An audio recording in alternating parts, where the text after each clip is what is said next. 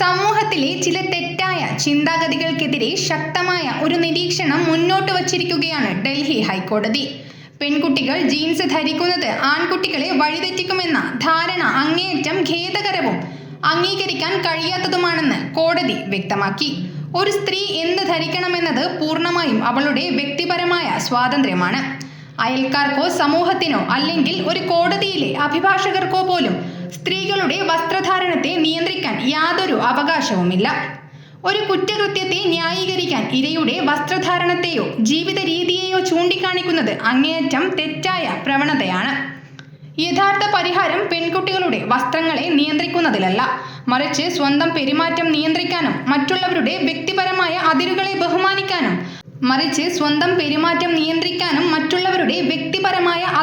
ബഹുമാനിക്കാനും ആൺകുട്ടികളെ ചെറുപ്പം മുതലേ പഠിപ്പിക്കുകയാണ് വേണ്ടതെന്ന് ജസ്റ്റിസ് ചന്ദ്രശേഖർ സുധ ഓർമ്മിപ്പിക്കുന്നു. News bureau, Kannur media.